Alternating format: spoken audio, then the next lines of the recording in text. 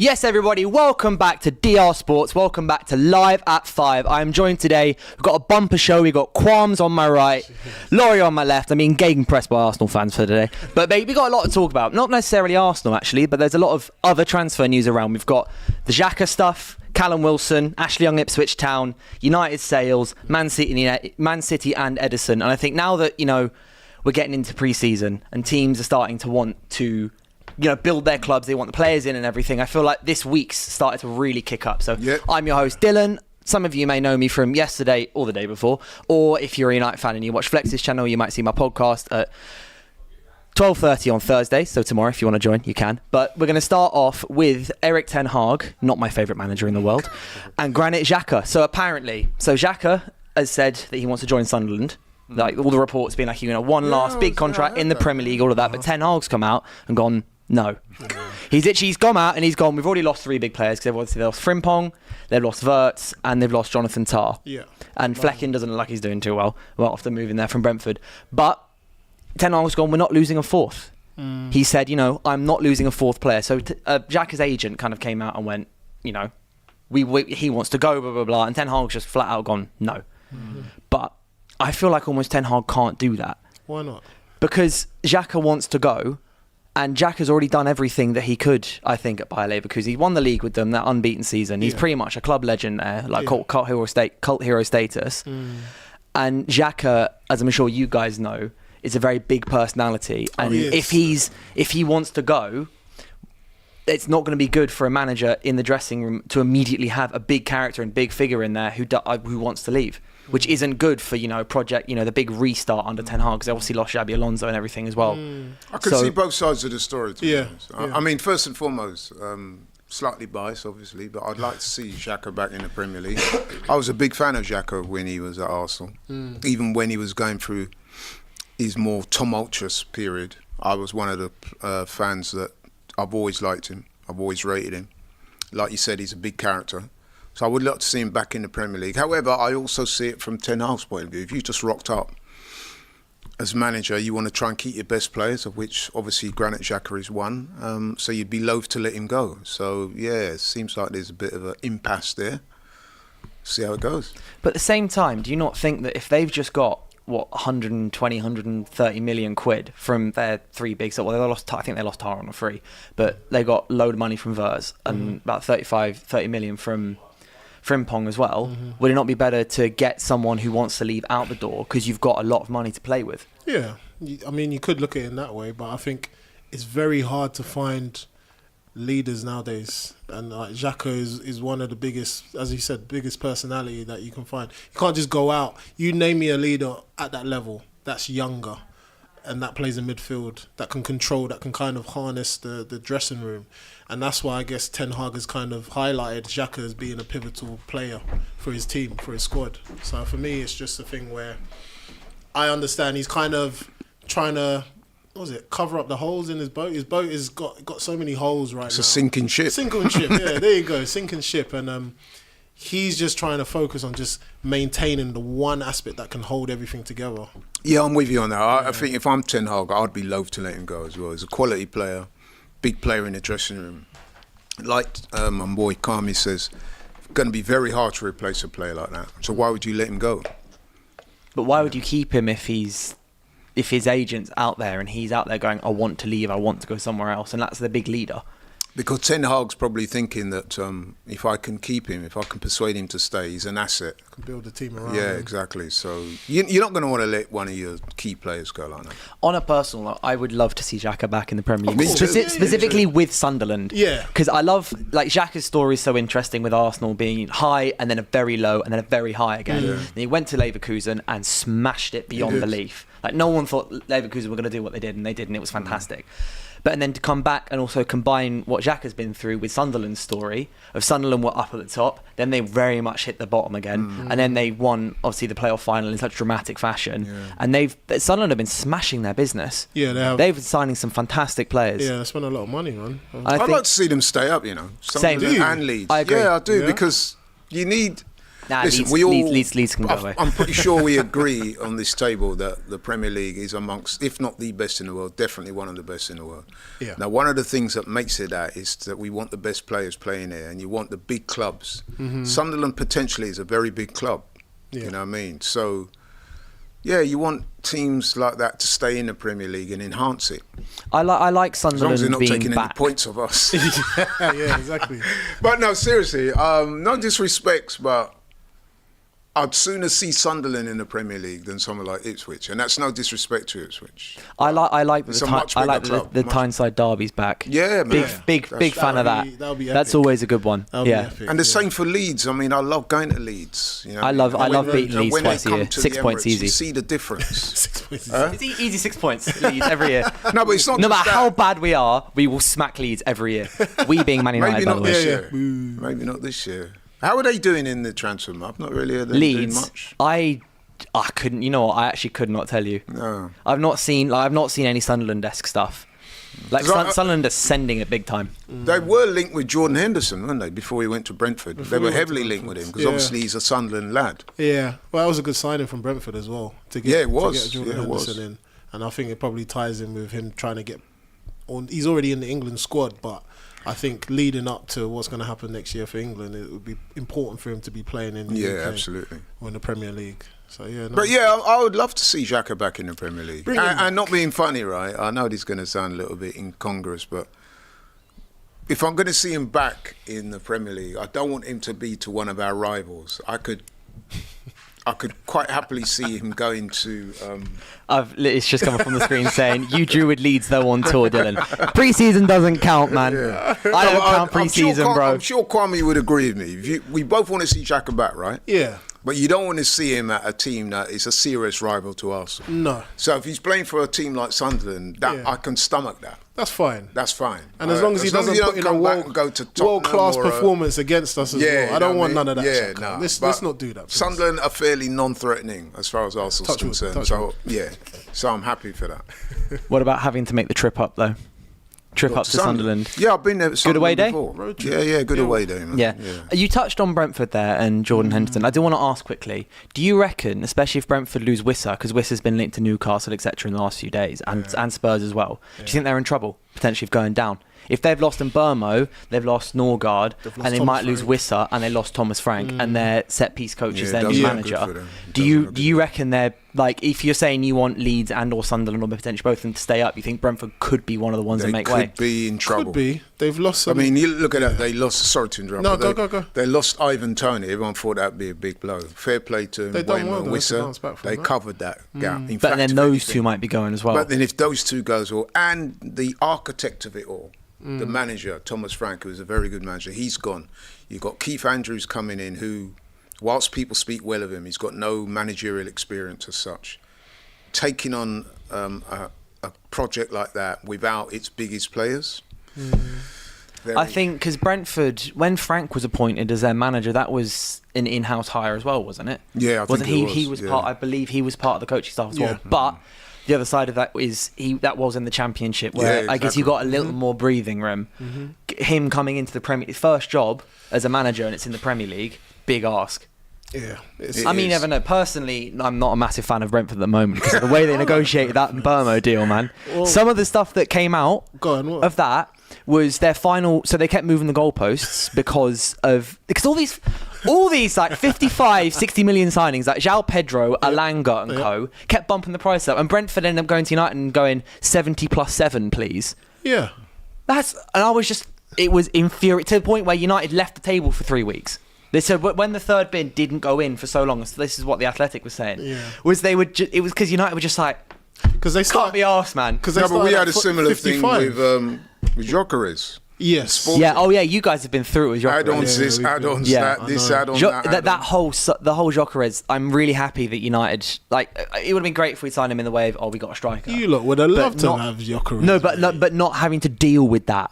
Deal with what? sporting people. Negotiations. No, I think 'cause it was a mess. It's been such a mess. Yeah, I think it's been such a mess. Which is all on Sporting, by the way. This isn't a that's diss exactly to what I was Arsenal gonna at say. all.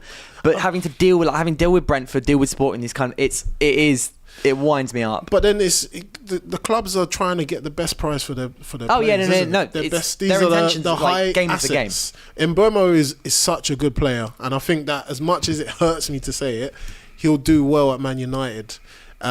He is similar to, or he will be more or less like the Salah for you lot, because when you look at how he runs, how he runs at people, how he commits, he can shoot on his left, he can beat a man. He's more or less going to be the complete package. I just think that Brentford just wanted to get the highest price that they could for him, because then obviously they know that they've got a lot of guys that are coming out of the club and they need to reinvest. And then with Gyökeres, it just seemed like it was more of a deal where between obviously the president and the agents, they had maybe like a handshake, a gentleman's handshake. Well, it was their old guy who went to City, who had the agreement with, the gentleman's agreement. Yes. And then he left to City, and then the new guy, the new CEO, whatever it is, just went no. Yeah, and that's when it became very messy. But I like the fact how Arsenal done their business. They didn't panic. They kind of took a step back and just said, look, you lot sort out what you want. Gyökeres as well. I think this is where you look at players, and when you're hearing a player saying, I only want this team, I just want Arsenal. He made it very clear. The agent made it very clear. That's something as Arsenal fans we all want to hear. That's something that, fills you with kind of joy, or that the fact that... I agree, but isn't that similar to United? Weren't you impressed that Mbeumo said, I only want United? Yeah, and Cunha. And Mbeumo and Cunha. I think you lot have done well. Mbeumo, I've realised today, so you pronounce it Mbeumo. Flex is the only one that's been saying it correctly the entire time. Yeah? Turns out I kept saying Mbeumo. It's Mbeumo. Okay. Mbeumo. Yeah, he's from Cameroon, right? He's born in France, but Cameroon heritage. He plays for Cameroon. It's a Cameroon name. Yeah. No, but yes, this is what I do really, really like, that Cunha is a diehard. He actually is just a diehard United fan. Like, all his interviews he was like, I just watch United at my grandma's house because she was the only one who had. Yeah, sometimes they say these things though. Yeah, but I like to fall for it. It's fun. I'm happy. Let's see how he is when things ain't going so well and you have to leave him out the team, because then you might see a different side of Cunha. And on that as well, that's one thing I like about Mbeumo is he appears to have a good character. Yeah. Whereas Cunha, there has been question marks against his character. He's been known to be a bit of an agitator in the dressing room when things are not going well. I mean, don't get me wrong, he's a quality player. And I would have taken him at Arsenal. In fact, I would have taken both. I would have taken him, yeah. So you guys have done well. They're two quality wingers. Yeah. But will they do well under Amarim? That's the big question, isn't it? I think they will. I think they're pretty fail-proof. Like flop-proof. What do you mean by that? As in the odds of them not succeeding compared to all the other signings we've made. Because we've made so many signings where it's been, this talent in Italy, or this talent here, this talent there. They've done so well on the continent, let's bring them to the Prem. These guys have just smashed it in the Prem. And they're not 21, 22. They're both... So Cunha turned 26 just before we signed him. Mbeumo's like 25, isn't it? And Mbeumo turns 26 just before the season starts. He'll turn 20... But they're both 26. It's fairly young. And Mbeumo spent 4 or 5 seasons There is one Prem. caveat to what you're saying. I do agree with you. Yeah. They do appear as if they will smash it. Yeah. The only thing I would say is something that also applies to Arsenal, is that it's a goldfish bowl at these big clubs. So they're going to be under greater scrutiny than they were at Wolves or Brentford. So if they have, say, 2-3 bad games in a row and not scored, you can just imagine the fans will be like, there'll be demands. But that's where there'll be expectations that if they're not met, the fans will let them know. You know what I mean? Yeah. There's more pressure. Yeah. So how do they respond to that? When you just mentioned Cunha's volatility there, I do agree. The guy's got to grow up. But I think he will. I'm hopeful that he will, because he's, again, as you said, he's getting into his mid-20s, 26 years old. He's putting on a bigger shirt, big number, especially taking over from Marcus Rashford. Being like, Rashford's one of the only really successful players who's held a big number at United and performed in it. So many haven't. But don't you need that? Sorry to cut you, Dylan. Don't you need that side of the game? Not that volatility, but just that aggression, that passion. I'd call it like it's the confident side of arrogance. Which, we do. It's where confidence can spill over into petulance. I think that's what we've seen with Cunha, not with Mbeumo. Yeah. Can I call him Mbeumo? It's Mbeumo, man. We're here on DR Sports. We get things right. How do we put it? We're facts only. Mbeumo. Yeah. Right. Mbeumo. I have less reservations about him is more about Cunha. Cunha has showed me in the past he has a petulant side to his... He's more of a wild card. Yeah. It's If similar things to are not Bruno. going well, things are not going his way, he's the kind of guy that will just do something silly. He's like Bruno Fernandes, but Yes. a bit worse than But if anything, worse. when things go you wrong. saw he got sent off a couple of times for Wolves doing stupidness. Yeah. I think he only got one red card in the end. I think. No, but there was a few But he upbringings. got like a 6-game ban. Yeah. Yeah, I think it's been reported that in the dressing room at Wolves, he was a bit of a big-time Charlie, apparently. Well, because there is also the thing of he also just was by far the best player. Yeah. He knew that. Yeah. I mean, no, I don't disagree. There is a little bit of, you're gonna have to see how it pans out. But I am very confident in. I know this is slightly against the tide, but I do believe in Amarim. I think more than a lot of people do, and I think Amarim can handle it. Well, there have been. And I problems also just hope he will handle it. Well, you saw with Rashford, you saw with Sancho. I was just about to say, he didn't handle Yeah. them guys the very well, did the Deadwood topic, and do you feel it's right that they're being labelled? Those players are being labelled as Deadwood. It is a difficult one. That is actually one of the questions that I was going to ask. It's just written on here by our lovely producers, saying that what about these the treatment being so harsh on the 5 that have been left out, and I am split on it because what I think's happened is Amarim's gone. They're not part of my plans, so that's the end of it. And I feel like that's the only thing Amarim's actually said at any point is he's gone. They're not in my plans. But then because of the addition and circus around United, I think it has blown out of proportion a little bit. But I do think that there maybe could have been a more nuanced approach to it all. Because it was very blanket. It was these 5 players, Garnacho, Anthony, Sancho, Rashford and Malacia. Mm-hmm. You're all gone. But I feel like there could have been a little more nuanced treatment in them, maybe being like, for example, like Malacia almost feels guilty by association. Yeah, that's true. Like, because all Amarim said on Malacia was, he said after one of the games, he was like, I don't think he's built to be a wing back. That's all he said. And then Malacia is now just like, no one wants him, and he's out the team. And I feel a little bad for Malacia. I think that's a little bit disappointing from the manager to do that. I'll tell you why. Because number one, it's not going to do anything for the players' confidence. I mean, as far as I'm aware, Malacia is not an agitator. He's a nice guy. He's worked hard and he had a 17-month injury. Right. So I think he's unlucky. If I'm Malacia and I'm here, my manager, even if it is true, that's the kind of thing that you should be saying. Same behind closed doors, isn't it? When you go, because not only do you diminish the player's confidence potentially by doing that, also you add more pressure. You're actually devaluing your own player in public. Yeah. You know what I mean? I think that's something that it's definitely. I think I think Amarim's made some mistakes so far because he's so vocal and honest and open in his interviews, which is, in general, credit to him. I'd rather that than someone be sleazy and lying and taking like shots. But there are some things you should keep to yourself. Yeah, but it's adding more pressure on him as a manager. Oh, it is. Do you know what I mean? Yeah. And I think since he's come in, he's made a few mistakes where he has tried to. He's kind of just left the players. He's hung them out to dry, so to speak. And people will question the amount of treatment that some of the players have got.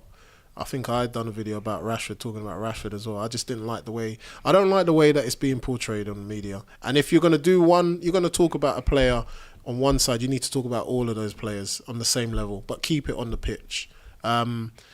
It's something that Amarim will probably learn from it in the sense of how to treat players. But I think this is the day and age that we're in now, isn't it? It's not like how it used to be with your JTs and your Rio Ferdinands and Roy Keanes, where you could just tell them about themselves and they'll take it on the chin and get on with it. These lot are a bit soft. They are, innit? They're a bit squidgy. They're just like, oh, don't talk about me like that. So I think there's an element of, I get where Amarim's saying, because if he said that to me, I say, all right, I'm going to prove you wrong. I'm going to show you. But instead, I feel like the players are coming out and they're like, oh, he doesn't like me. I think that's also a mentality that we've not had at the club and we've therefore suffered for as a consequence. Players who fold. Yeah. And it's like, if those players can't handle it to a certain extent, you want players who can. Yeah. And there are players out there who can. I'm sure if that was happened to Cunha, for example, maybe he'd want to be more, I'll prove you wrong. Or he'll have a fist fight with Amarim, no one knows. But Malacia, though, it's interesting because he's not, like I said, he's not an agitator. I feel like he's almost guilty by association. He's been sucked into the same place. He's caught the strays. He's guilty by association, basically. Yeah. I would say so. Ronnie Dodge, big up for the super chat. He's just said Cunha and Mbumo are threatening duo, and then add Watkins. So just one final question on United. Watkins. Do you reckon, what do you reckon United should be doing in the market? I think if you could get Watkins, that's a great look. Really? Oh, come on now. He's levels above Watkins. I'm with him Rasmus on this. Højlund. I'm with him on this. And Xerxes. This is Man United. Manchester United. They finished. Go on, strikers. Have you seen Watkins' stats of the last 5 He's years? a good player, bro. The He's guy's England international. The guy's been hitting like 20 plus, like 5 years in a row. For me, like I said, I've grown up on Man United, the Van Nistelrooys. Yeah, but you see, that's the issue. Do you know how far we are from that? Coles, You're thinking your in the Wayne past. Rooney's. These are killers in front of goals. Yeah, but and like I said, where are they now? Is Watkins going to strike fear into you? He does good for Villa. He's an Look at England even now international. your voice went high pitched. No, but you would have taken him at Arsenal last year. Yeah, I've heard you say that. No. I've heard you say out that. of the options, the lack of options that we had, that you gave me or they were given to me, I said, yeah, all right. Is he a good player? He's a good Yeah, I player. was gonna say, do you not rate him? Hang on, Is he a good player? He's Yes. a good player, but is he a Manchester United player? Is he better than Rasmus Højlund? Yeah, but He's anyone can way be better than him. He's Is he better anyone. than Xerxes? He's way better than him. Xerxes not really an out-and-out striker. Yeah, but that's what I'm saying. He's an upgrade on Sorry, what they Dylan. got. No, hold on. I'm going to get Watkins' Do you not stats up think here. so? Yeah, No. I'm just where's saying. transfer market? This is Manchester United. They usually go for the top strikers. They should be going for the used to. Ekitike. No, but, okay, they what- should be going for the Sesko. What no? we need right now isn't world-class players. We just need good players. Exactly. That's really because They're in transition. we have. I really think in our squad individually, you go through our squad list. Yeah. There's actually I think 9 or 10 players there who I think are really good.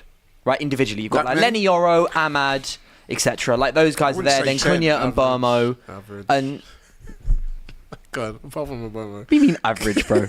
You'd What are you say saying? 10. Euro, I'm not Euro, so he's sure just if got you 10. potential. Yoro's fantastic. No, I Euro really is a good like player. Yoro, man. He's He's a good all player. right. He's okay. Right, no, Ollie he's a good Watkins. How do I find like last 5 seasons?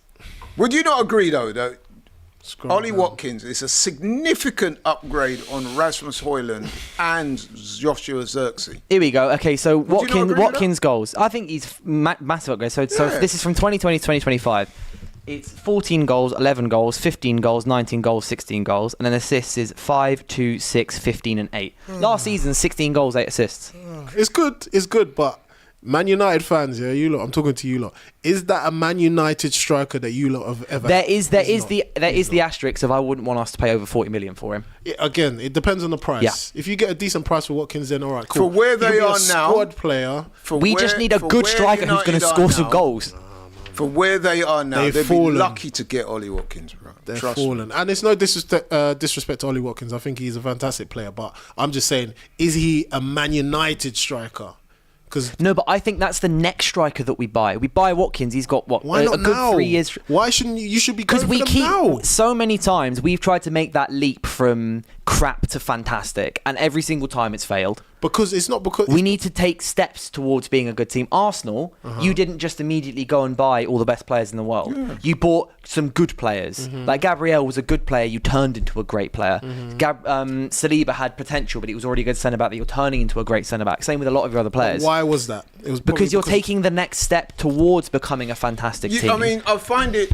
Then you add someone like strange that you're Gyökeres. belittling Ollie Watkins. I'm not belittling. I'm He's just, better, he's better I'm than just, Kai Havertz. I'm just saying, is he a prior to Man Gyökeres. United striker? If they get him now, he is an upgrade. What are the people saying, actually? What are the people saying It's about so- Another super chat just came in, and Go on. we're going to enjoy this Thank you, one. You're Super not. Chat. Go on. Is yeah. So Pritesh has come in. Thank you for super chat. We need to walk first before we can run. Watkins can help us walk. Then we can go for the topmost strikers. Also, Watkins 3-4 seasons, right? Then you've got Chido Obi who's turning 21. Then you can start using Chido Obi, who's is going to be a fantastic player, and I think even you two can't deny that because he was so good in your academy. We can get there, but we need to No, but I start find it going up ironic there. that Qualms there is belittling Ollie Watkins. I'm not He's a better striker than the one we had before Gyökeres. You didn't have one. Exactly. He's a better Yeah, striker than He's Havertz. he's like, you know. No, You know when come you on, get a packet come of on now. biscuits, No, you know you get a I'll put packet you on of the biscuits spot. I like want you to bourbons, answer that. you get bourbons, you get shortbread, you get custard creams. Who would Everyone will you eat the rather bourbons have first, as a striker then at they'll your have the club? shortbread, then someone might leave the custard creams. Who would That's you like rather Ollie have Watkins. He's as like a striker at your the club? guy that. Can I just add that I really like custard creams? Answer the question, Qualms. Go on. Who would you rather have as a striker at your club? Ollie Watkins or Kai Havertz? Yeah, well, you're giving me those two options. If you gave me a better arrangement of No, but options. I'm saying to you, Okay, United, any where they are right striker now. on the planet who's semi-available, who would you recommend to United then? Obviously, like Osimhen, etc. But they're off the table. They're gone. They could have gone for them. No, we couldn't afford it. Osimhen was asking for the world in wages, like 360 grand a week. Look how much you lot are spending already. We don't have any money left. you realise that the payments for Mbeumo and Cunha are both on Klarna. They're like 4 instalments. But that's why I said just a sidebar as well. Why maybe Man United, that was a turning point for them to maybe get rid of Bruno Fernandes, get a good price for him, so then they can use that money to reinvest in the squad. I think it's a big risk what Amarim's done. Hopefully, I'm hoping it pays off, but I'm saying that was maybe the turning point where he could have said, you know what, as much as we love Bruno, thank you very much, let's rebuild. Because another thing... But then you got to replace him. Another thing is because they've got Cunha in. Cunha is similar. They're very similar in terms of... They are. And you're going to see how Amarim's going to struggle. He's going to struggle to fit both of them in the squad. No, he won't. Bruno's playing deeper. Yeah, Bruno. Can Bruno play deeper, though? Yeah. Yeah. No, Bruno, really? To me, he's invaluable to you guys. I agree. Selling Bruno for 100 million would have made our summer really interesting, but I'm happy he stayed. Bruno. Remember a few years ago, Tottenham, when they sold Bale for all that money, and then they brought in about 10 players, and none of them turned out to be worth half. To be fair, on that point, I think our recruitment under Ineos, other things under Ineos are called into question, but on the balance of things so far, I like almost every player we've signed from Ineos, bar Ugarte. Cunha and Mbeumo, De Ligt, Mazwari, Diego Leon. Yeah. Obviously, there's the boys last summer like Yoro, Xerxes, etc. I think on balance, their negotiations can come into question, whatever, blah, blah, blah. But in terms of who we're looking at compared to who we did before, I think we've taken a step up. So I don't think if we'd sold Bruno, we'd have had a Spurs stinker where we end up with one decent player, one good player like Ederson, and the rest is like Soldado and co. But I'm still happy he stayed. Can I just quickly touch on it, because obviously it's a topic with the whole Rashford, and you're a Man United fan. Are you happy to see him go to Barcelona? I'm happy for him. Yeah. Is the way I'm going to put it. I love the way you said it. Yeah. I'm happy for him. I touched on this yesterday with Kenya a bit, but it's what it is I'm sad it's ended up like this, because I liked Rashford so much, especially being a younger fan for the club. Rashford's like the first player I can really think of that I watched go from academy to the peak. Like he was 30 goal season, that was like the absolute peak. Watched him win trophies with us. So it's sad to see him go, but it's also the right thing that he went, and I'm happy that he's got a move that will make people remember how good he is. Yeah, I agree. It's mutually beneficial. Yeah, it's good for him. We've been a little bit fleeced. That with relationship the fee. Between the two was becoming toxic. Yeah. He's gone his way. Man United go their way. Hopefully he plays well. You get the sale. I've got no doubt in my mind that he's going to smash it. He'll do well there. He's gonna smash it. It's a World Cup year. He will want to be in that squad for 2026. Yeah. He'll be the starting left winger at Barcelona, and it's in Spain, so it's a slower game that even Anthony looks fantastic at. Rashford will be fine, man. He'll be so fine, and they'll sign him for 26 million, which is such a steal. It is, man. We've bit the bullet on that one. We got rid of his wages, and I'm confident he'll go. So we save 15 mil this year, get 20 mil. Well, yeah. Some of the publicity for him, he's 27. It's not like he's 34 and he's declining. But some of the publicity around it, I mean, some of the it's shocking. I mean, it's awful. One of your ex-players, Teddy Sheringham, he should hang his head in shame. Horrible comments. What did Teddy say? I didn't hear that. He basically said he don't deserve the move. Which, listen, you could argue that he doesn't deserve the move, but then he went on to say, I hope he doesn't get the move. I don't get that. He turned it into something. It was really actively anti-Rashford, coming from someone who the club, at least in fans, would I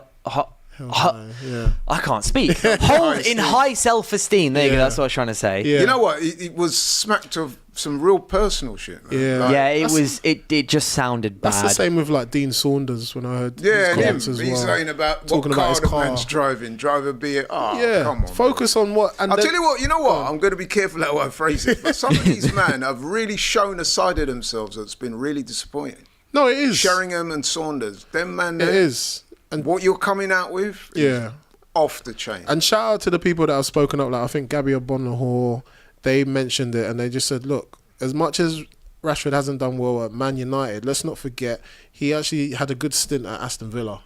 And, you know, we should be talking about those moments. So that maybe him doing well there, Emery liking him, actually caught the eye of Barcelona and they said, you know what, we'll give him a chance. There's still potential in him. You know what as well, is even the first half of last season, Rashford was inconsistent, but he was having some fantastic he had some really good games. He's a quality There was player, one game when we played Porto, we drew 3-3 in the Europa League. Rashford played 45 minutes and he was on fire, and then Ten Hag took him off.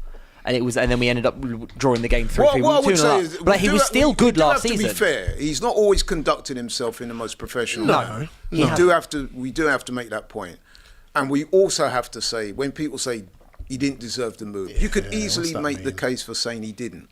Right, but then there's a lot of players. So then what do you want him to do? Do you just want him to just stay there? But when you go further and say publicly, I hope he doesn't get the move, which is what Sheringham, I just thought that was really poor. It's a personal vendetta. And it reflects badly on Sheringham more than it does on Rashford. 100%. Yeah, 100%. And at the end of the day, man, like, he's a footballer. We've seen footballers screw up before and get moves. I mean, look at one of your famous Cantona and people like that. These are guys that come to your club with dodgy reputations, shall we say, and they went on to become icons. Turned it around. It's also really good that Rashford's got out of England. Yeah, for him, getting out of England into Spain. And if he goes to Barcelona and he doesn't do the business, that will be on him. But for people, ex-players as well, they should know better. To come out and say stuff like, I hope you don't get the move. I just thought that was very really unprofessional. Very unprofessional. But anyway. Yeah. So enough about Man United. I was about to say, I think I want to move on from this now. We're going to go across the sea to Man City, where the latest news on Man City and Ederson is City want the goalkeeper to stay. Fenerbahce bid €3 million, and he's apparently agreed personal terms as per L'Equipe and Sky Germany. But the player said on tour with City that my head is here. It stays with the City. It gives me everything to go back to the Premier League again and try to win the Champions League as well. My mind is staying at the club. City is still pushing to re-sign James Trafford from Burnley. James McAtee is gaining interest from other clubs such as Frankfurt, BVB, which is, my head's gone, Borussia Dortmund, there you go, Bayer Leverkusen, and as well as some Serie A clubs. So there's a lot of stuff to do with Man City. But do you think Man City need to move on from Ederson and go and sign like James Trafford? Trafford, yes, two answers. Yes, I think they do. If a player wants to go, and usually Pep is known for, if a player wants to leave, he doesn't stand in their way. He opens the door for them, away they go, and he manages to replace them. Gives them a plane ticket. Yeah, Trafford is quite interesting because I watched a clip on, I think it was Ashley Cole was talking about him and Joleon Lescott, and they were saying Trafford is like amazing in terms of his footwork. And when he wants to switch it on, he can switch it on. They said that they were playing like a warm-up game, or I think England were training, and he was like outstanding. And I was like, wow, Trafford. But then when you speak to a lot of the fans as well, they said, you know what, he's a great goalkeeper, and not just with his feet, in terms of his shot stops as well. So if Man City are looking out at Trafford and they feel that Ederson is on his way out, then why not? They've got a strong enough defence anyways. They could probably have anyone in goal and they will still be successful, Man City. But it is an important position for them. It is. Yeah, it is important. It is. Yeah, I mean, with Ederson to Fenerbahce, I get the impression that if he goes there, it's more for the money, the wages, because the fee will be very low, in it, 3-0. That's like so 2 points. That suggests to me that Fenerbahce are going to make him a really good offer in terms of his wages. He's achieved a lot at City, everything you could achieve. So maybe the time is right for him to move on. How much attention do you give it, more in general, when players come out and speak about their future? For example, like Ederson's reportedly agreed terms with them.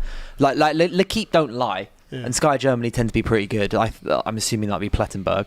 But then he's come out and said that my head is here at the club, but then also agreement of personal terms. Like when a player speaks on their future, do you think it's them just clarifying stuff, or is it always really calculated and advised, or is it a mix of both? It's definitely so what do you think Ederson's trying to do here then?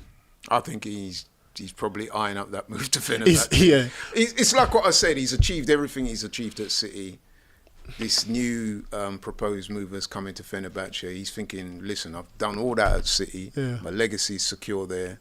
But this project, man, you know what I mean? Big money. I'm in that twilight stage of my career. How old is Ederson's early 30s, I believe. Sure 31, yeah. So he's pretty young for a He's keeper. he's got like But 4 or he's 5 done it all. years, surely. Yeah, He's probably, achieved. exactly. He's achieved a lot. He's probably, if anything, he's just probably trying to keep the City fans happy whilst they negotiate it, and he's trying to say, "Oh, it's true, isn't it?" It's kind of like that's what I'm saying, my it's head and my calculated. heart is still here, but behind closed doors, obviously, he's making sure that they get the right. He's price. just trying to leave on good terms. Yeah, I feel that's what it is. Yeah, that's what I think it is as well. And fair play to him. Yeah, he's done. He's been a fantastic goalkeeper. One of the best goalkeepers I've seen in the Premier League. Definitely. Honestly, One of the most unique. For sure. Yeah. I have enjoyed watching him. Obviously, watching Man City, I've not liked doing for the last 10 years because they're stupidly good at times. But like, it's fun to watch a player like Ederson do what he does. Like when he runs 40 yards out of goal to control the ball with his shoulder and pass. But he's like been very midfielder. clever. He's doing what I call preparing the groundwork. Yeah. It's good. Well, And it's not keeps his upsetting the fans. relationships. It's strategy, because you know what fans are like, oh, his head's gone, look. Yeah, You say, yeah, look, yeah. no, my head is very firmly fixed on. I love it. And a ching, sorry. How much was that? How big is that bag? Did you say was it for pre-tax post? So we know what it is. Yeah. Real fans know what it is. But hey, like we said, man, he deserves, you know what I mean? He's a We've top got player. the daily. This is the third day in the row that I've spoken about this, and it's Big Xavi Simons. Chelsea in advanced talks for Xavi I've got Simons to correct you there. and Simons. Xavi. Apparently, he no longer wishes to be known as Xavi Simons or Simmons. What does he What want to is be it? known as? Xavi. Just Xavi. Yeah. Apparently. So Xavi- I don't know You what can't the call you story He's in is behind advance. that. Not after the great Xavi. Come on, man. No, but that's Xavi. why. Come on, That Xavi, was why Xavi. I was made aware of it. I was listening to a couple of, I forgot what radio station it was, and they were talking about somebody was saying, "Why we keep calling him Xavi? Xavi Simons in it?" And then the person corrected him, said, "Apparently, he wishes to be known from here onwards as Xavi." So I would some imagine players do it's a it. bit like Dele Alli, isn't it? He Dele fell out with his Alli. family, and then Yeah, well, Stop doing Ahmad asks to be called just Ahmad. You got Chido Obi Martin. He was like, no, Chido Obi. Like it just happens sometimes. yeah. It's true. It's true. We got. And listen, respect if you've got personal reasons to say, call me like this, you can. Yeah, it's But so Xavi, Xavi. is in advanced talks with Not Xavi, the retired no, Spanish. the 22-year-old Xavi is in advanced talks with Chelsea, and Chelsea are also in advanced talks with Joel Hatto of Ajax. We was after him, isn't it? Arsenal were after him before we got Mosquera. So Hatto's very good as a defender. Xavi is a fantastic player, and he's still young, 22. Can play in that 10 role. If they add, it's like Chelsea are playing like this whole Marvel game, isn't it? They're like Thanos. They're collecting all these. What do you It's think of annoying. the way Chelsea conduct themselves I in the think market? at Like the way that they approach buying players, selling players, loaning players, all at of the that. start, I questioned it. I think when Tom Boyle came in, I was kind of like, why are you buying all these players? But I think they've kind of got ahead of the game in the sense of they looked at the amount of fixtures that we would have, and they've said, right, we're going to have to actually simulate an NFL team and buy as many players as we can because of the amount of fatigue, the amount of injuries you're going to have, and we need to have at least 3 people in each position. I think at the time I thought it was ludicrous, but I actually can see it working. It's happening, and then obviously they've tied them up into long-term contracts. They've managed to source out young players. So even when by the time they hit their peak, they'll be able to sell them on for twice or even 3 times the amount. So I think it's actually quite smart what they've done. I don't like it because obviously they're just flaunting their money, and that's where the power is in this league. But it is smart what they're doing, and they've won. They just come off the back of winning the Club World Cup, so a lot of players will be looking at that. They'll be saying, you know what, this seems like a club that's going places. So I was kind of lucky. I'm not happy. I was happy with us being linked with Xavi, but maybe he might be looking at Chelsea and saying, you know what, I might go over there because they're actually winning titles or they're winning trophies. Would they do that at Arsenal? Maybe he's asking himself that question. But yeah, I don't mind Chelsea doing what they're doing. That's just the nature of the game now. I have started to respect it, like almost shamelessly, the way that they've acted. Because I'm the same as you. Yeah. I was watching them a couple of years ago, going, "What? Yeah. Like fair, you've bought another good player, but why?" And even when they signed Quendo earlier this year, that when that news broke about 4 a.m, it was really weird. But I was like, "Why? You're buying another winger?" But I've started to kind of understand that the idea is if you already have them through the door, you can always get rid of them. And their contracts thing, I was a bit like, why are you giving them such long contracts as well? But they're giving them long contracts on slightly lower wages and then giving them new ones on better wages 2 years later. Yeah. So basically they're like, come, we'll give you a 7-8 season contract, or whatever it is, 6 seasons, seven seasons, and then you've got 2 years to show where you should be in this squad. And if we think that you deserve an upgrade in a contract, then you can have it. We're not going to sit there and haggle with you over it. You can work to get it. And I said this the other day as well, and Jack decided to clip it up, and then it was the only clip that went up on me with DR and all the Chelsea fans going blah, blah, blah. But like, I think in general, like, it's starting to work. So I think as well, Chelsea bought it and were slightly tinkering with their squad, and they were kind of working out as they went along, but deciding it was better to get them in at least because they had all the money. They're debt free. They don't have extra payments to give here and there. But I think they are starting to become a good force in the Premier League. They're not there. They're not there yet at all. The Club World Cup win is massive for them. Obviously, it gives them extra like 100 million. So and also just fair play to them. Of it as well. And they're hiring signing really well. But if they get Xavi and if they get Hato, it's kind of just, no pun intended, but hats off to them. It's unfair. But it's good. No, it's good because, I mean, it adds more to it's more competition. The fact that they won the Club World Cup, it gives them more confidence. They now believe that they can go on and win things. And that's what I was worried about from the previous season. I did think that Chelsea would do very well, but they kind of fell short. Are they still behind Arsenal? In terms of squad, in terms of squad, they're still missing pieces. The goalkeeper, I still think, even though Sanchez done well in that final, Sanchez they still need to get a stronger keeper in. Defenders, I wasn't sold on the whole Colwill, but then I watched him a bit more closer, and I said, you know what, I can see the potential in him. So it's just that the core. There's something about the core of them, but no, I think they've got the potential. João Pedro is one that I said, that's a good signing because he was about third in my FPL team. Yeah, he's going to get them goals. So what about Nicholas Jackson? You guys want him? I don't think we actually do. I think that's a bit of a. So I think what United have done is after they missed out on Delap, they were like, okay, maybe we can see what happens with Gyökeres, and Gyökeres goes, no, I want Arsenal, and then Osimhen goes, no, I want 350 grand a week. So I think we've kind of just sat there and gone, okay, what we're going to do is we're going to sign Cunha and Mbeumo because they are the two priorities, get them through the door, then see what happens with sales and see what we can do later on. I'm pretty convinced, obviously this is all personal opinion, that I think striker will be our last signing. I think that because we always end up having one signing right at the end of August. I think most clubs do, where you kind of you see what money you've got left, and then go, okay, what could we get in that position? Like for us, it was Ugarte last summer, and it was Højlund the summer before because I would we say wanted Jackson a striker. is surplus to requirements at Chelsea now. But at the same time, they are reportedly using the Ekitike fee as a barometer and have asked for 80 mil for Jackson. Yeah, they can ask for it. They can ask, but I don't think we're signing Jackson unless Chelsea ramp up it for Garnacho. But if they're close to Xavi, then I don't think they're going to go for Garnacho. I have a sneaky feeling that Garnacho is going to end up at Villa.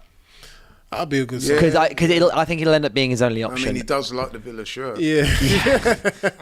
He'll go and take the 9. Yeah. But I think that there might be something in Watkins Garnacho later in the window because we did discuss Watkins Rashford like some sort of trade off with them right at the beginning. But they then said they didn't want him. Out of him. He's a good player. Yeah, I think Garnacho will. I think there'll be a flurry of activity for him in like towards mid-August, early August. Yeah, I believe so. Yeah, and free agent market. There's a couple of decent players, and West Ham are reportedly interested in Callum Wilson. So West Ham are interested in Callum Wilson, who's left Newcastle on a free, and they're in talks with representatives over obviously a free signing. But there's a question that's been posed saying if you've got Antonio who's 35, Wilson who's 33, and Füllkrug is 32, should West Ham be heading more towards a younger route? Because obviously they've got Graham Potter. Graham Potter's a bit more of a project manager. So you think should West Ham be looking to recycle their squad almost and start bringing in some younger players because they're pretty safe. They're safe in the Premier League and they've got some good players. The odds of them going down, I think, are slim. But should they? I don't know. Compared to like, I know obviously compared to the ones that have been promoted and like we've spoken already about Brentford, but I'm still wary about Graham Potter and West Ham. Also, they've lost Kudos. They've lost Kudos, a big player. If they're not careful, they might get caught up in that bottom three. To be honest, that was a team that I thought, oof, they might be very, You very reckon? close. Yeah. I forgot about Because I don't really rate. Not I don't rate, but Graham Potter, he's not when it comes to his tactics. He hasn't really impressed me. Yeah, and when you speak to a lot of the West Ham fans as well, they're not really happy with Potter. It's true, isn't it? It's true, Hammers. No, they're not. So it'd be quite interesting. But yeah, no, they could either go for a younger striker, but then they'll get frustrated with him. It's interesting. Or they could go with when he Wilson. first went there, I thought, that looks like a great fit. Yeah. But then no sooner did he rocked up. But Callum Wilson will get injured. He gets injured. This is the question posed: is going for another 30-plus-year-old attacker? Is it the wrong way? Because if they've got money from the Kudus thing, but if it's on a free. If it's on a It is free, free. okay, cool. It might be worth the risk. But then I would. This is what I'm saying. If Aston Villa were trying to get rid of a striker, sorry, Watkins. But I would probably, if I was Watkins, I'll go to a club like West Ham because I know he would do very well there. Yeah, I think so. He would do very well there. That's the type of club he should be going to, not Man United. and there was also. So Kenny just added here, like Evan Ferguson. Obviously, they signed Ferguson on loan, and he was meh. Yeah, but he was at West Ham and he was pretty meh. Yeah. Yes. So do you think maybe they've looked at the Evan Ferguson thing and gone, that's not worked. Let's get something more guaranteed in. No, definitely. Instead. Evan Ferguson was tipped to be one of the best. I actually really liked him. I thought he had a lot of potential, along with Delap, who's at Chelsea now. But unfortunately, due to his injury, he hasn't had the best of seasons last season. I think, was it like only 23 appearances, 1 goal? And now he's managed to get a move or a loan deal to AS Roma. So hopefully he can come back. But yeah, I think West Ham tried it, didn't work out. They might have to just go for experience. Especially if West Ham are going to be struggling in that bottom half of the table. They need to have man that have been through the wars. So yeah, Mikel Antonio will do well, but he needs other men around there that are willing to go to war. Mikel Antonio's kind of old now. If you have young car crash. if you have young players and they end up dropping into that lower half of the table, it's going to be very hard for them to. I must admit, out. if I was West Ham, I'd be worried. I mean, we spoke earlier, didn't we? Yeah. About teams like Brentford and stuff like. I do think Brentford are in trouble. Yeah. I think West Ham. West Ham question mark. Brentford another one who might make way for Sunderland and or Leeds. Yeah. Possibly. I do think one of the bottom three. One of the promoted three. At least one of them will stay up. So there's been so much about like the gaps increasing. Obviously, the 3 came up and then back down again. Yeah. But I think you've got more established teams coming up this time. Yeah, and they got a lot of legacy with Leeds and that. I think Kudos could be a big loss. I think for Spurs, fantastic move. That is a good. Yeah. I think it's a really good signing from Spurs. Yeah, because he had an underwhelming season last season, but he was fantastic with in the World Cup, and he was also very good at West Ham in his first season there. He was, and he was also obviously good at. It was Ajax. It was Ajax. Yeah, Ajax as well. Yeah. I think he had a dip last season, but I think Spurs. They've come out of the Ange era on the up because Thomas Frank's a very good appointment. That's an upgrade on Ange. Huh? It's an upgrade on Ange, and Kudus is very much type of player that Thomas Frank can work with. By all accounts, at West Ham, a lot of the fans, this is their words, not mine, are saying he effectively down tools for large parts of last season. Kudos says. But is that to get his move? Well, to Spurs. Exactly. But what has he got? Look what he had around him. I mean, there's only Bowen, bless him. He had the same man around him. Only Bowen was fighting. Poor guy. You say that, but he had the same man around him the season before, and he was outstanding. I know, but he probably just grew tired. He was just like, look, I got to do this again. Like Bowen, bless him, he's stuck there. Bowen's trapped there. Bowen's a legend. He's a legend, of course. He's a West Ham legend. He's a good player. I would have loved to if he moved up a little bit more, but yeah, it is what it is. If you're watching, smash the like button. We've got one more topic. We're going to talk about Gyökeres? I'm done with tip big 6 teams. Gyökeres? And United. He's Ashley Young, still kicking, going strong. He's 40 years old now, yeah. And he's left Everton. And he had an offer, I believe, from Watford to make him club captain or something like that. Yeah. But he has now completed a medical. As a kid, wasn't he? Yeah, but he's now completed a medical at Ipswich Town, which will make him older than Kieran McKenna, the manager. Wow. I think. Probably after his job as manager. Yeah. He's the assistant and the set piece coach and the starting right winger. He did have a championship clubs after him, Watford being one of them where he was played before. But Kieran McKenna convinced him to join. And McKenna and Young have worked together before at United. Was it United? I don't know if he's at United or not. It would have to have been at United. No. Yeah, I don't know. But he's still kicking strong, Ashley Young. I think Ashley Young's very much like an England cult hero now. Yeah. Like he's been around for so He's been long. around the block. And he stayed in the Premier Credit League to for him. so long. I Fantastic think it's to yeah. I mean, we spoke about players who've been acted less than professional. We spoke about the likes of Cunha and Rashford and one or two others, but he's always Ashley applied Young himself. is an example of somebody that has always been professional. Always. I can remember him as a rapid England winger. Oh man, Mate, Remember? he was cutting in on his right foot. Yeah. He was Those goals, like that trademark goal. He had the 2 against Arsenal years ago, but that trademark goal.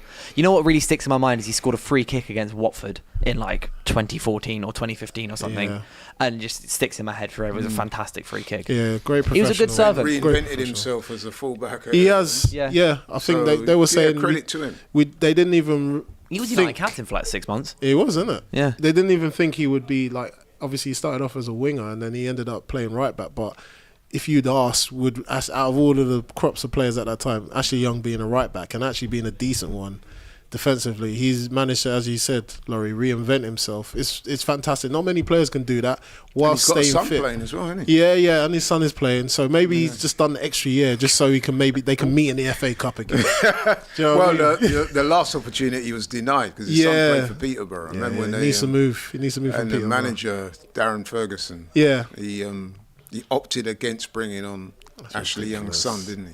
Yeah. Oh, interesting. Some breaking news. Yes. Well, a little bit minor Breaking news, people. It's not fantastic breaking news, but Marcus Rashford's been confirmed as Yeah. Barcelona's new number 14. Ooh. 14 as well. Rogue number. Yes. There he is. I don't know if Okay. you can see it from the camera. Yes. Barcelona's number 14. I mean, that's not him. It's a mannequin. But hopefully it'll be a little less static. 14. But so I just want to ask final question, really quick fire one. Yeah. Who do you think's finishing in the top 4 this season? What's your order? Based on what you've seen in the transfer market, obviously City's action really early, Chelsea really early, Liverpool have smashed the window and can still get Isak, etc. Newcastle have finished in top 4, but they're losing all their targets left, right, and centre. Very similar to last season, although I think my heart says Arsenal first, Liverpool second. Those two teams are going to be 1 and 2, I think. I think Liverpool are still a league ahead of you. Possibly. They were better than you last season, Eze, and they've improved. if we get Eberechi Eze, we could be Always having a here for very some different comfort. conversation. Yes. 100%. I think we get Eze signing Eze- would be Eze fantastic would be for Arsenal. the cherry on top. Yeah, if for we get Arsenal. Eze, then Eze, I'll please. look you in the eye and say, Yeah. look, we can face you down and say, look. I believe if we get Eze, he's the difference. I think so. Honestly, he's the difference. We needed a striker. As in a we got him. league-winning difference. Yeah. As in ball carrying. I think I if can you- shoot from outside the box. If you sign Eze, you'll be a better team, but you aren't beating Liverpool. We can beat Liverpool. Or maybe like on the day, but not over the league. You have to remember that, What happened last whilst season? Liverpool would appear to be favourites, let me just They are remind you, in favourites. case we needed reminding, Tell that 'em, last year Tell 'em. Liverpool actually won the title without spending any money. So They could over tinker it, isn't it? yeah, so They haven't though. They've signed just a series of amazing players who are going to make Yeah, them but better. on paper, but you got to gel them. You got to put them together first. It's easier said than done. But as Laurie, you just pointed out, they just won a league with this exact team, so 90% of them are already gelled. But it's I hate back in Liverpool's corner, by the way. This is not what I want to be It's the doing. context. Obviously, yes, Liverpool were a better squad overall throughout the season, but we missed a lot of key integral players.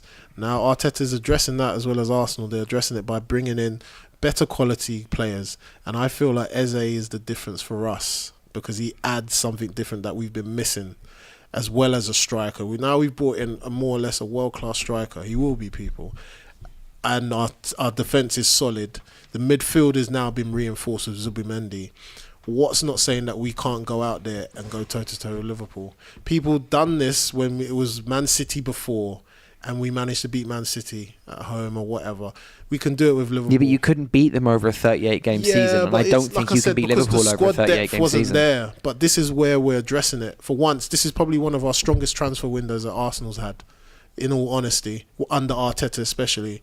And he's addressing all these key areas that we didn't have. So for me, it's, again, Arsenal fans just need to be a bit more patient towards the end of the transfer window, because I have faith. And it seems that since Andrea Berta's come in as well, he's addressed everything head on. You finally signed some attackers, to be fair. 100%. Yeah. 100%. Who would you give me then? I'm not saying the in midfield order. is also stronger this year. Very strong. You Very strong. have improved. But I don't think you've improved enough that you're going to overtake Liverpool. Listen, if I'm being honest, I would say Or you're City. right. Liverpool, you would have to make them favourites, given the fact that last year they won the title. Or let's be honest, Anything at less than Cantor. winning the league is a failure for Liverpool. Yeah, well, this coming season. They won it last year at pretty much a canter by 10 points, even allowing for them being on the beach for the last 2-3 games of the season. Yeah, they've gone out now. They've bought Wirtz, they've bought Frimpong, they've bought Ekitike, they've bought who's the other guy. So they've strengthened unbelievably well. So you would have to make them favourites, but don't write off Arsenal because, as I said, I'm not writing them off. I think you'll be in and around-ish, but I just don't think you're going to. And I also would say this: I think that the Premier League next, and I know we say this every year, but I genuinely do believe it. It's going to be so competitive next year because it's not just about Liverpool, Arsenal. City have improved. Chelsea. I mean, you guys have improved. So you're going to get a scenario whereby you're going to see week after week Points so-called big guns. They're going to get points taken off them. They're going to drop points here. They're going to lose the odd game. It's going to be tight. It's going to be tight. And at the end of the day, when everyone looks at Arsenal or talks about them, what is it that everyone was talking about? The one thing you guys are missing. If you had this, you would win the league.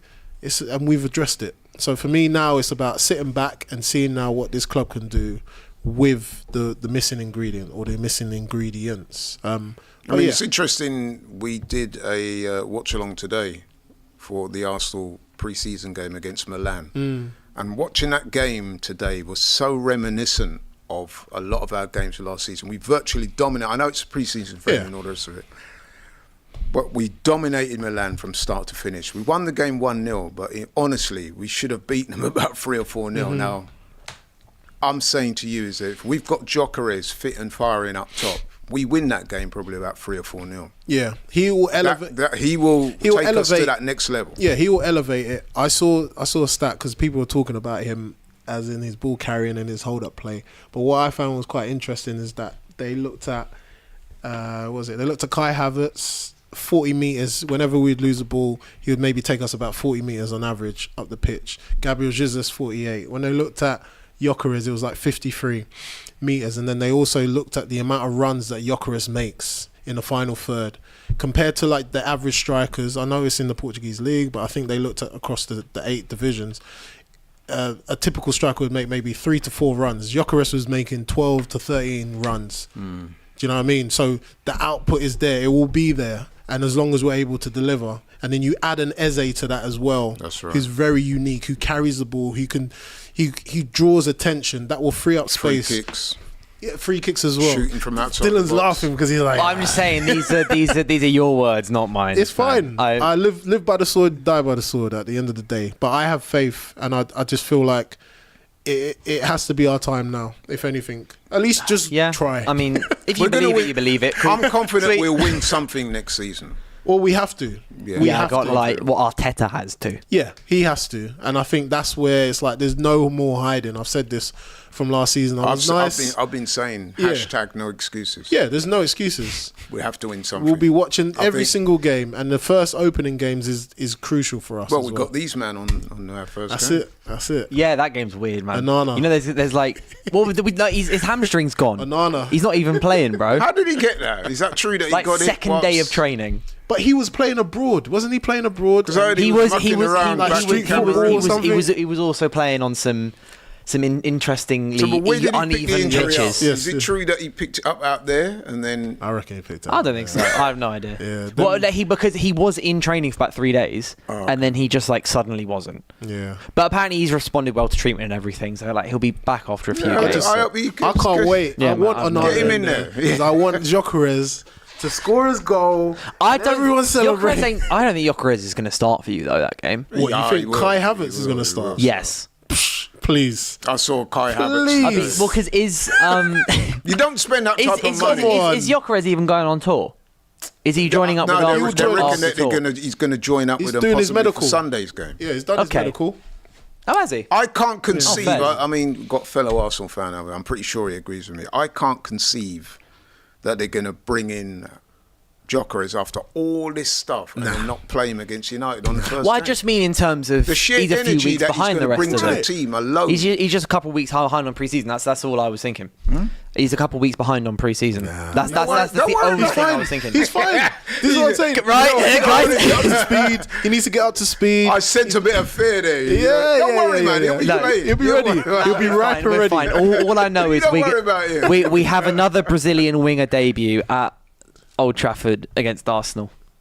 The reason I find that game interesting, obviously Arsenal are favourites. I'm going to put that out there right now. But there's so many debuts in that game. It would be potentially like we obviously Cunha and Burmo for us, potentially maybe a third player if it's they'll both start, and like a goalkeeper or midfielder and or striker for us. And then you've got Zubamendi starting, Gyökeres either starting or off the bench, and then maybe if you sign Eze in time, he might start. Like there's like 8 or 9 potential debuts in that game. I'm not being funny. That is a hell of a game. Yes, it's a bit mental, isn't it? What we just said. Man United, Arsenal needs no introduction. You've got our signings that will be, you know what I mean. I would imagine Zubamendi and Gyökeres will definitely start in the game. For you guys, I think Cunha and Mbeumo. They're both starting, They'll both start. United being at home, that is a powder keg. That I could see that game being a draw, to be honest. I hope it's not. I hope it's not some 0-0. I don't want. No, it's not Neither team 0-0. will want to lose that game. That would be a highly charged game. That would be like a 2-2. But like I said, in the first few games, Arsenal really need to stamp their authority. Well, this is what I was saying about points being dropped. You see what I'm saying? Yeah. The dynamics of that game, first game of the season. Arsenal sets the tone, doesn't it? It does. Yeah, None of them are I think sets the tone though more for Arsenal than it does for us. If we were to lose that game, it's like we still you're the guy trying to win the league. We're just trying to finish job off. United, this is what I'm saying. You lot and your expectations has just gone down. Manchester United, and you're like, that's all right if we lose. No, but let's be honest. No, but I mean the way of. If we say we draw that game, it is true. It's true though. It is true. We will be less than happy. But I'm just saying the expectations has just fallen. That's not the Man We United finished 15th. Of course they're fallen. I just want us to play better. Honestly, more than anything, I really do. Because the issue is when we finished third under Ten Hag, that wasn't a sustainable style of football, and we saw it by dropping off then the season after, and then he got sacked the season after that because we spent money and it was all crap. What we need now is just an established understanding of how we're going to move forward. Be honest, you take a draw now, wouldn't you?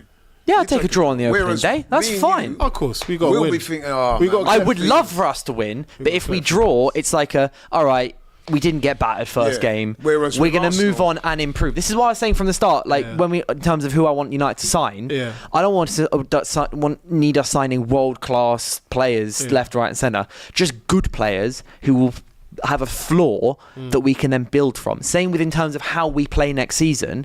I want a certain standard, a level which we can then build from, rather than hell yeah, counter-attack.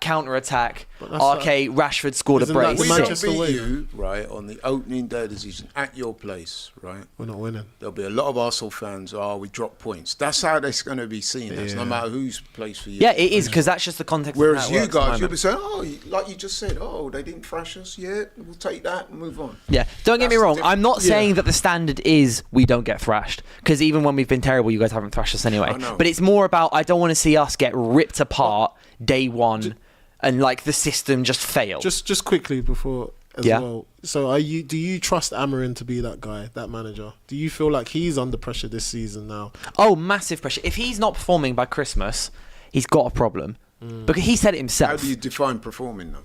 Huh? If the team looks decent. Because last season we'd win games because we were 2-0 down against Ipswich and won 3-2. We were 4-2 down against Leon and won 5-4. That's how we won games. I don't want to see us winning games like that. So what's your aspirations in terms of where you want to end up next season? You've got to be realistic though. If we can qualify for Europe, like Europa League, whatever. When you say Europe, is that top 4, 6 or 8? Being in the Conference League sounds a bit dead. So if we can get Europa League football, or maybe and benefit from the 1 game a week thing, it's good. But I want to see how we start and then base my expectations off the rest of that. If we start well and we're playing well, and first 5-6 weeks, I think we're going to play a lot better than people. It's really easy to just look at United and go, they finish 15th, they're going to finish 12th. We're not, and I hope we don't. Well, I really hope we don't. Clip it. But like, I think they'll be better.